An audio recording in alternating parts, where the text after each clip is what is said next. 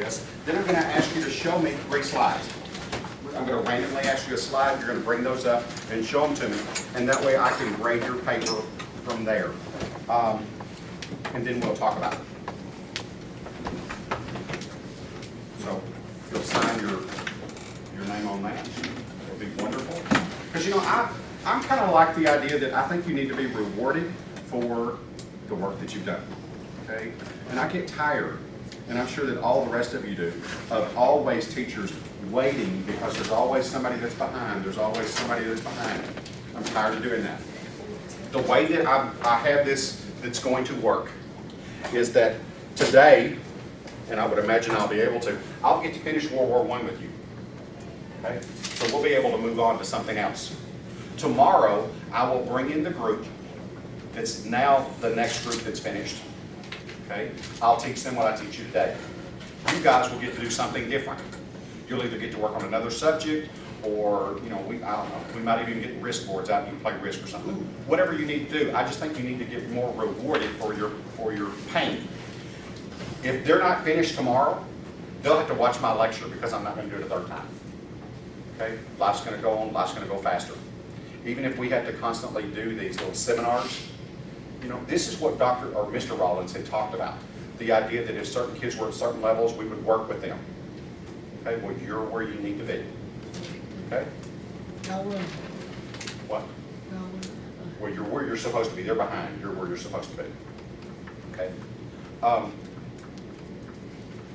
Okay, what I'd like for you to do now is I would like for you to bring up the slide on, let's say, assassination of Archduke.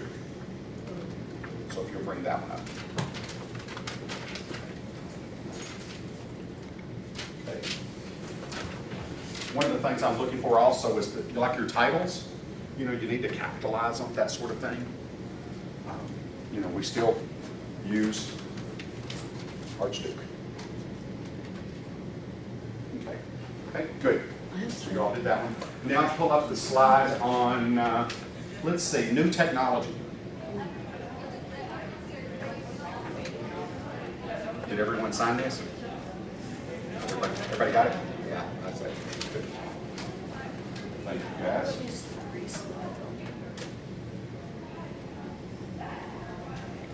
New technology,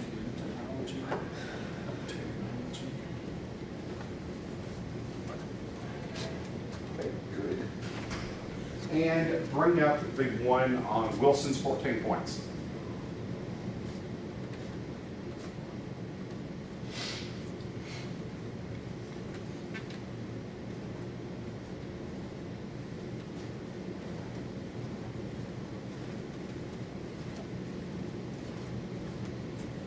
Okay, good. Okay. So now we can talk. See, you all have done enough work to at least get it to where you might not know the depth of everything, but you've got a little ballpark in your head. Okay, and that's really all the purpose for this was. There were 15 things that I wanted you to look at. And if you could understand some of the basic topics, then when I talk about World War I, we can get through it real quick. Okay? So, first thing that we're going to look at is we're going to look at what caused, or the catalyst that started World War I. When we look at, yes ma'am? I'll talk to you about it later. Huh? I'll talk to you about it later. Okay. So we look at the first thing, and that would be the assassination of Archduke Franz Ferdinand and his wife Sophia. Okay, everybody kind of agree with that? Kind of one of the things. We could look at the idea that, you know, there are other things that caused World War I. You know, the secret alliances, you know, extreme militarism, that sort of stuff. It seemed to nationalism. We could look at all of those. But the starting point, the thing that lit the fire, if you will, would be the assassination of Archduke Franz Ferdinand. One of the things that I want you to also know is that you already did your PowerPoint. You know, you started that. You kind of have an outline in your head. If you don't want to take notes, you can just listen. Okay, so, you know, you can listen, and I want you to talk, because we're small groups. You know, I want you to, if you've got something different in your head on what something is, or if I asked you something like about, say, I don't know, military new technology, if you come up with something that nobody's come up with, I want you to talk, okay? Okay, so what I end up imagining, how many of you have seen like Charlie Chaplin? Charlie Chaplin, old black and white, Yeah. you know, where they look kind of funny and everything. Okay, what I imagine is I imagine this car. And this car would be a kind of a long car, and I kind of think not a Model T, but you know what I'm talking about, those old type cars. And I'm imagining that it's a convertible, you know, and you have this driver at the front, and then you have, you know, the Sophia, you know, the Duchess, and you have the Archduke, you know, Franz Ferdinand. He's sitting in that seat, and they're going through Sarajevo, and they're waving, you know, like this at crowds that probably didn't care for them anyway. Okay, because you got to remember back to Austria-Hungary had annexed Serbia. You know, Serbia is a littler area, you know, smaller, wasn't militaristic or anything, so they had annexed it, you know, into their territory, and so you had lots of people that disliked them. In particular, the person who's going to be associated with killing him, okay, Sergio Princev, who was a member of the Black Hand. Okay, and the Black Hand was like a, I'm not going to call them a cult, but they would have been like a terrorist group or just some sort of political action group that was against them. So I'm imagining this car, and this car is going along, maybe through a parade route or something like that, and they're waving along, and then all of a sudden, you know, it's a motorcade, so there's multiple cars. All of a sudden, somebody throws a bomb. Imagine the black bomb with the wick. It comes out, somebody lit it and they throw it, and then, you know, I imagine in my head the driver going and then grabbing it and kind of throwing it out or whatever. But eventually somebody blows up one of the other cars, you know, so, you know, that kind of happens. But they're starting to panic. The driver is driving along. He's like, oh my God, I gotta get out of here. So he's driving along, and people are trying to assassinate, you know, en route because it's multiple people.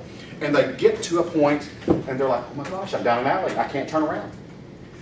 And then they start trying to back up, and maybe crowds or something like that. But this guy gets out, you know, wherever he's from, and he goes up, and then he shoots him. Okay, so he kills him. Now, these people have had multiple accounts, you know, or people talking or whatever, but I have heard that, first of all, you know, you get individuals who weren't liked. You know, the public didn't want them there. You know, they hated the oppression that the Austro-Hungarians were doing, you know, to Serbia. But, you know, maybe the intellect of the Archduke wasn't probably there. Maybe he was a jerk. Okay? So it's not like it was a major loss. It's not like he was the next in line to the throne. Okay? Well, anyway, Austria-Hungary turns around, and what do? It's like your next slide. What do? What's that word? Starts with a U? Ultimatum. They give an ultimatum. They give an ultimatum on what they think that Serbia should do. Okay? They're going to tell them that we want you to do this, this, this, this. And basically what it is are things like, no longer will you put in your newspapers anti-Austria-Hungarian propaganda. You know, or, you know, no longer will you be able to give speeches, no longer will you be able to do this. Most of the things were things like that. You know, admit to being at fault. Most of the things they're going to agree to. I think there was one thing that they disagreed with, but for the most part, they give in to everything that Austria-Hungary wants. Well, Austria-Hungary will eventually declare war. But here's the problem. What's the next slide talk about? Mobilization. Okay, mobilization. So Austria-Hungary starts building up their military. They start, you know, like, oh my gosh, we need to start maybe having, you know, soldiers because we're going to go to war. We're going to move our tanks, things like that. And then Serbia turns around and they're like, well, you know, we're not really powerful or anything like that. We can't, you know, fight off an attack of some sort. You know, we're part of their kingdom kind of anyway. But then you have Russia. See, Russia has an alliance with Serbia. So Russia's like, you know, they're going to pick on our little brother. We're going to go to war against you. So Russia mobilizes their forces up against Austria-Hungary. Yes, sir. I heard that, you know, when I was doing research for this PowerPoint, that part of it was that Russia had lost 3 wars immediately in a row, immediately prior to this one, and wanted to keep their reputation by being able to win a war involving Serbia, which is why they were quick to mobilize to prepare for war. True. And that's one of the downfalls that would happen to the the Romanov family, the Tsarist governments, because you had already, like you had said, they had this war in the Crimea, area before. They had the Russo-Japanese War that they had lost, and then he needed to have something look good. Okay, of course, we'll see that doesn't really happen either. Yeah. But so Russia is going to help Serbia. Then you turn around and it's like, okay, Austria-Hungary, they've got an alliance with Germany. And then France says, well, I've got an alliance with Russia. Okay, so it just keeps, like it's always somebody is going to help jump in and help somebody else. What are the biggest downfalls that they're going to have? First of all, the mobilization is going to cause some problems. But think of just the geography. Okay, you have, let's say Austria-Hungary. You have Germany. You have Serbia. Over here, you got Russia. You got France and Belgium. Okay. Now, one of the things that's going to do you have your PowerPoint finished? No. 14 slide thing? No. No, it's Then go to Dr. Hendrickson. Okay. Okay. One of the problems that the war, yeah, you're going to have some conflict through here, but it seems like Germany is going to take on this avenue first, France, because France is allied to Russia. Okay. Germany, if you look at a census data for this time period, and you know what a census is, right? It tells you the population. Germany is one of the most populated countries on the globe. It's like in the top 10. Shocking.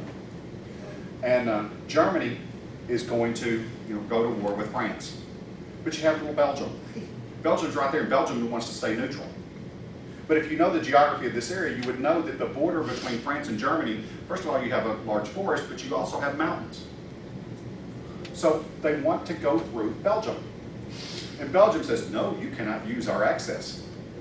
We're not going to allow you. And this is a country that Belgium's noted for pearls. It's noted for diamonds. It's noted for chocolates, waffles, that sort of stuff. They're noted for those things, not a military power. I mean, we don't typically know them being Belgians. Okay? Not in our thought. Belgium says, no, you can't use our borders. You can't come across us with your tanks or whatever. So Germany's like, well, forget you. We're going to go here anyway. So they go across Belgium. They basically take Belgium. They destroy Belgium in the process. Okay? So they're going to attack France from that direction. The funny thing is we're going to see this happen again, this thinking happen again with World War II. When I teach you about the Maginot Line, I'll tell you a little bit right now anyway, it's kind of funny. Think about this. This is the line. This is the line between Belgium and France. France is like, well, they went across our borders before. What we're going to do is we're going to build this fortress, this long fortress of underground, like train, fortified barracks, all the way across this border to where, it's like cannons are ever so often, and, we might have places for the military to stay underground, but it's fortified. You're Germany, you're going to attack here. This is where this line is. How do you think you can beat that line? Child, walk around. Okay, it's kind of that you go from this avenue. You don't go that direction. Okay. But anyway, with the Schlieffen thing. But anyway, of course it's going to grow. Belgium is a problem. Okay, Belgium's a problem because they got bad publicity, propaganda. See, Belgium had an alliance with England, so England gets involved with this war. Now, we don't get involved in the war immediately. We kind of wait. Because during this time period, you need to think about our history. The history of the United States is, first of all, we want to be isolationist because we're not a European country. We're trying to stay alone and out of everything. So we want Europe to stay out of our affairs. If you would know, I'll tell you this, there's something called the Monroe Doctrine. And the Monroe Doctrine basically said for Europe to stay out of the American affairs. That was North and South America. So our thinking in our head was we're going to stay out of Europe. Europe can do their own fighting, we'll stay out of it.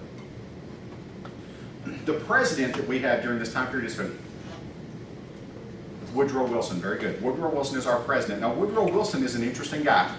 Woodrow Wilson, he was from Georgia, okay, but he would end up moving to New Jersey, and he would be the president of Princeton University.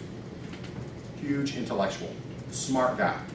His downfall was that he was so smart, he had no patience for stupid people. Okay, sometimes stupid people were politicians. Okay, so he had no patience for politicians. He had no, like if you went up to him and you started talking to him, okay, and you couldn't hold a conversation, he might turn around and walk away, or just, you know, cut you down to the quick, you know, whatever it might be. He's just not going to put up with you. He did not like anybody who was not an intellectual. So if you were some of those other people, would you like him? No, you probably would have no patience for those type people, you know, and you wouldn't like him. So he got bad press. Okay, so you've got groups of people, and the Democratic Party during this time period was typically isolationist. They weren't left alone. They're not war hungry. The Republican Party was probably more war oriented than the Democrats. But again, Wilson is the president. So, Belgium. They started putting out a lot of publicity in the United States on how the Belgians were, sometimes referred to them as like the rape of Belgium, because it was just, you know, horrible. They killed all of them, starved them to death, that sort of thing. We have a president, a future president, that will get his notoriety because of helping with the aid to Belgium, and that's Herbert Hoover. So he kind of gets, you know, noted for that. But anyway, so you get newspapers that will show like what the Germans are doing to the Belgians. That's important that you see that propaganda, you understand that propaganda to an extent, because our history shows us that, first of all, we have a war of independence. Who do we fight with that? England. We have the War of 1812. Who do we fight there? England. Okay? Have we really had a war with Germany? No. Okay? A lot of the population in America was German. Okay? German was almost, you know, our language because we had so many Germans. Okay? Sometimes we talk about the Pennsylvania Deutsch. Okay? And we get that translation. Sometimes we think Dutch. They're Germans. They're not Dutch. Okay? So we get a lot of people who have German background. So we need to figure out whose side we're going to be on. So you get the propaganda with Belgium. Then we have another thing happen. We have something called unrestricted submarine warfare. And what happens with that unrestricted submarine warfare?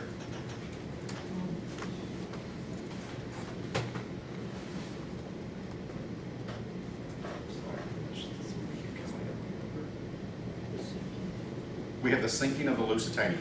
Yes. Okay, submarine, think about this. You have U-boats, submarines. You have these U-boats, and they're going all over, you know, maybe it's the North Sea, maybe it's the Atlantic Ocean, I don't know, even the English Channel. They're sailing along, and they see a ship. Okay, they see a ship, and it does not have say a German flag, you know, or maybe an Austro-Hungarian if there's no worrying. But everything else, they blow them out of the water. Okay, now that could have been a battleship, that could have been a cruiser, that could have been a supply ship, or it could have been a cruise liner with passengers. They happened to sink the Lusitania. The Lusitania was a cruise ship. Now the Germans would say, well, it had weapons on it. And of course, you know, the English or European, you know, the Americans per se, they probably said, oh no, it didn't. Of course, they found some things that actually did have some, you know, on there. But when you see pictures and you see news headlines and things like that of where the Germans are blowing up cruise ships with women and children, you know, bound for the United States, then you have a different viewpoint. You know, people look at it differently. Then they're starting to think of those nasty Krauts, you know, those Germans, sauerkraut, kraut. So that helps. That helps bring us into the war. You know, another thing that kind of helps bring us into it too was something called the Zimmerman Note. Do you remember what the Zimmerman Note was about? Which country does it involve? Germany. was trying to get who involved in a war? Mexico. They were thinking that if they got Mexico to go to war or join on the side of Germany, then Mexico could cause problems for us. And they're telling Mexico that, well, you know, if you go and you join us, then we'll help you regain your lost territory that the Americans took from you during the Mexican cession. Okay? So, you know, that was part of it. So you get Belgium, you get the Lusitania, you get the Zimmerman note, boom, we declare war. Now, we don't go to war immediately when the war starts, though, do we? No, we wait a little while. We wait until it gets kind of late in the war. Europeans thought of it differently. They're like, yes, they're joining. And then there's some people that thought, you waited too late. You know, you could have helped prevented us from losing, you know, all these men, all these resources, things like that, and you waited so long. So sometimes we view ourselves in history as being the savior of World War I. We helped out. Some people view it as, you know, you came in when it was almost over and now you take credit. So it's two different viewpoints. One of the things that I think is interesting about World War I is the idea of Japan. Japan joins the war on our side. Shock, right? Yeah. Okay, they join on our side and they fight on the Allied side of World War I. We're going to have a problem with that, and the problem will be at the end. By the way, what's the end of the war? What treaty did we talk about? Treaty of Versailles. Treaty of Versailles. Versailles. Treaty of Versailles. The Treaty of Versailles, you know, is basically those. We're going to make Germany pay, you know, a lot of it back, take most of the blame, you know, because they had most of the resources. One of the things that ends up coming about is we set up quotas. You know what a quota is? Quota certain numbers of things. One of the things that's interesting is what they do to Japan. And what they do to Japan is, first of all, they say things like, okay, if you're from England, you know, England could have maybe, I don't know, 10 battleships, you know, 5, you know, aircraft carriers and whatever. A partridge in a pear tree. Partridge in a pear tree. Okay? And then we might say the same thing for France. Okay? US. But then we turn around and we're like, okay, we have Japan. Japan, how many are we going to let you have? First of all, we're telling them what they can do. They were on our side. And we're going to go, well, they got 10, how about 5 for you? And how about 2 for you? Because, you know, we, in essence, viewed them as second class. They're Asian. We didn't want to have a big Asian power that could come back again because, you know, they already had trouble with Russia before. So we didn't want them to have lots of power. And because of that, we're going to start seeing some hatred with the Japanese, where they start disliking us. Okay? So that kind of comes about as a result of. Okay, one of the things that's different for World War I is some of our technologies. Yes. What are some technologies that come about? Yes, sir. I have a page on this. There we go. Poison gas was used for the first time. Poison gas was one of them. Interesting thing about all the poison time. gas, okay, mustard gas, a lot of the times. Remember, you're fighting in trench warfare. Okay, most of the time you would see things like if, say, this were the side of, I don't know, France. The Germans might be over there where the highway is. In between, you're going to have trenches and you're going to have an area called no man's land, where nobody kind of goes back and forth. You might see barbed wire. A lot of times what you're going to see is you're going to see blown up machinery, maybe bodies. Okay, a lot of death, destruction, mud. Because remember, it's not like where they're going to beautiful beaches or anything like that. They're in an area that gets quite a bit of rain and moisture. Not a great place. You know, if this room were like trenches, you know, you're all in there in these trenches, and you're hiding down as, you know, as low as you can, and you know you're shooting every now and then across this no man's land. You might have an officer or something like that that blows a whistle every now and then, and all of you take off running across to try to take another line. You might see people getting caught up in the barbed wire, or getting shot, blown up, whatever it might be.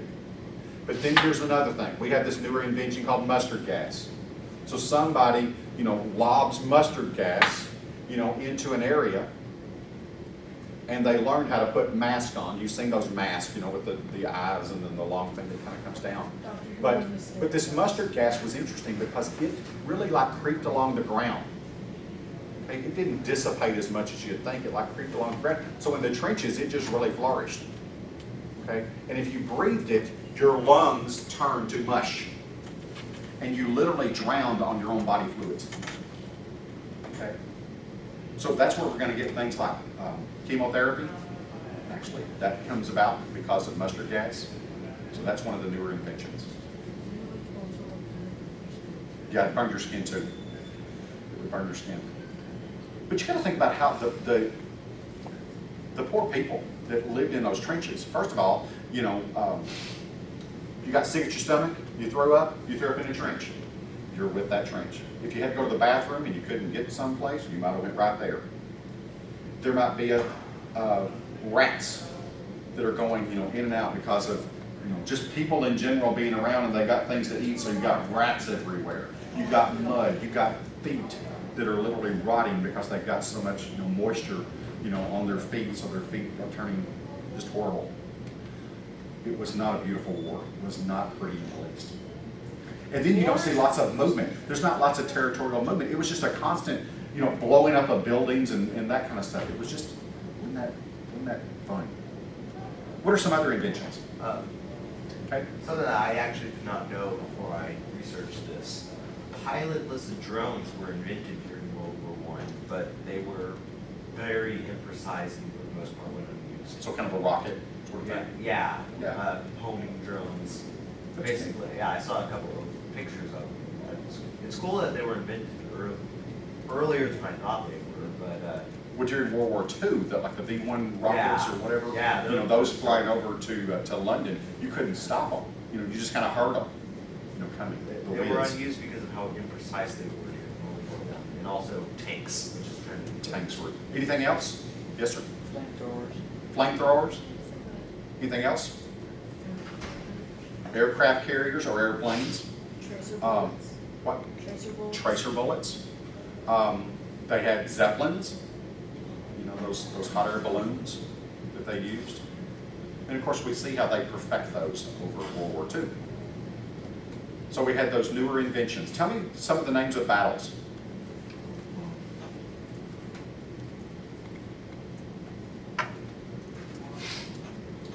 Battle of Tannenberg. Tannenberg, Battle of Somme, Somme, Ypres, Yarps. Yerps. I can't pronounce That's okay. anything. That's okay. Caparetta. Gallipoli. Oh, Caparetta. Caparetta. Okay. Okay, so he's got like Tannenberg, Marne, Gallipoli, Verdun, Somme, Yarps, and Caparetta. Okay. So those are some of the more famous ones. If you look at those are a lot of the time they're in the same proximities. Okay, they're fairly close. So we had battles. Any famous people? Winston Churchill, Constantine I, Nicholas II, John J. Pershing, Randamore Putnik. For more information, please click this link. Yes, sir. Circus with Craddock. Okay. John J. Pershing. Franz Joseph. Okay. Woodrow Wilson, Wilhelm II. Tirpitz. Okay. Tell me about Russia and what happened to them right toward the end of the war. What did they do?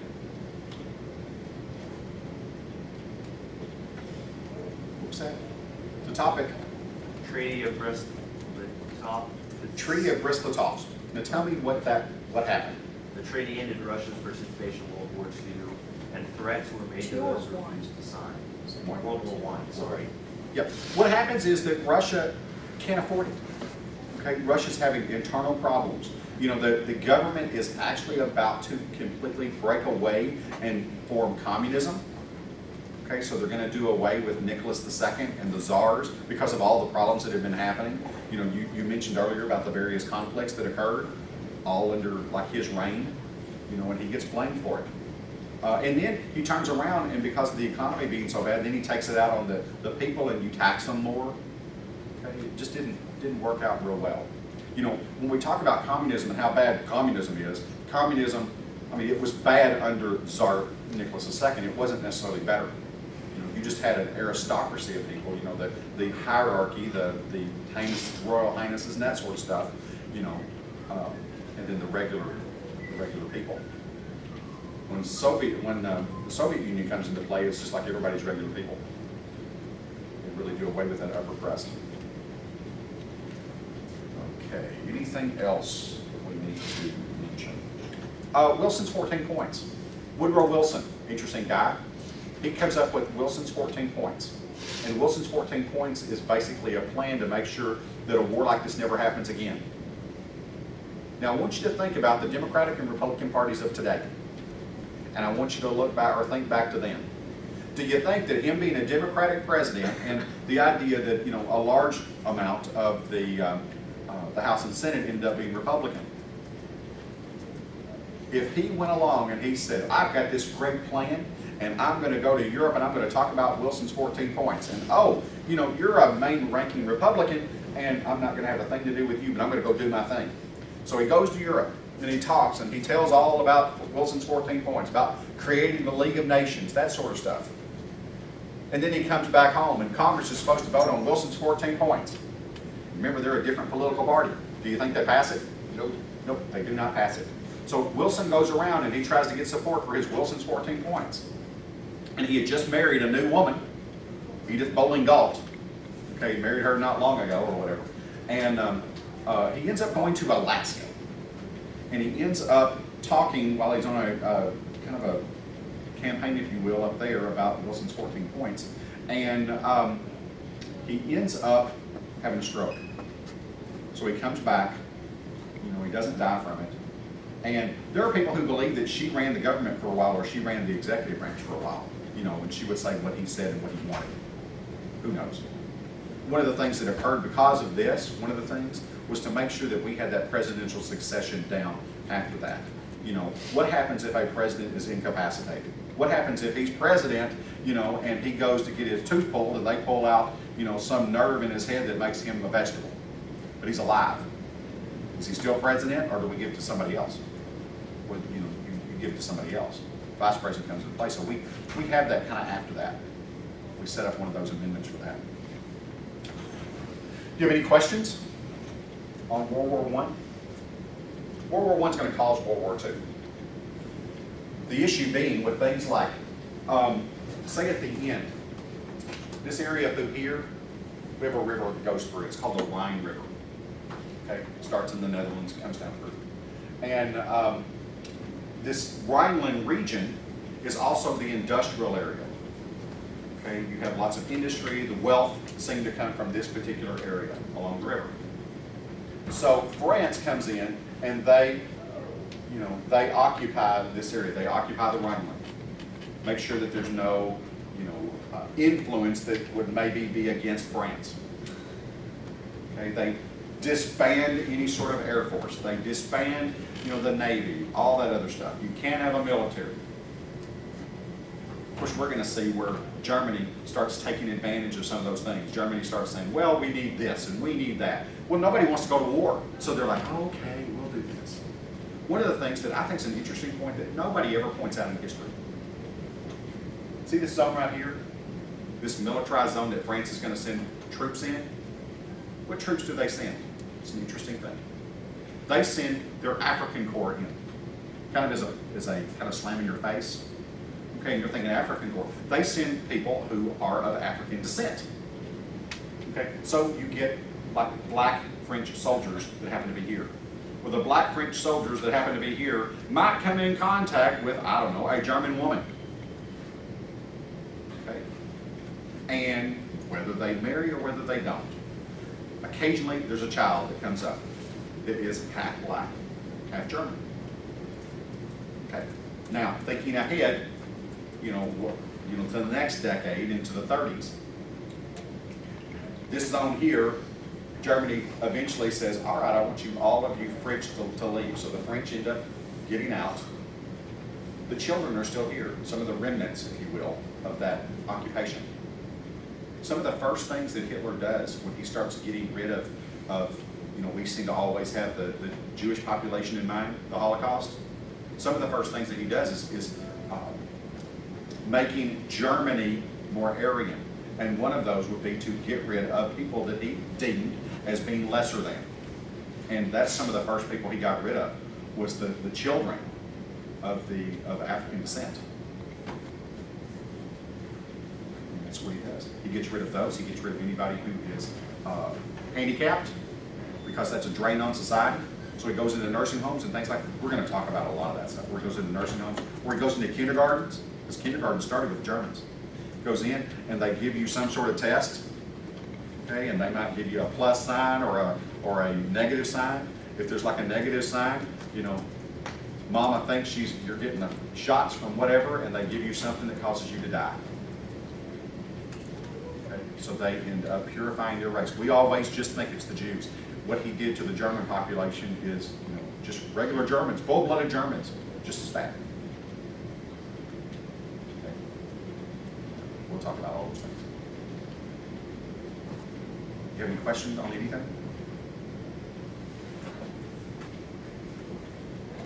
Is it true that Hitler was like part Jewish?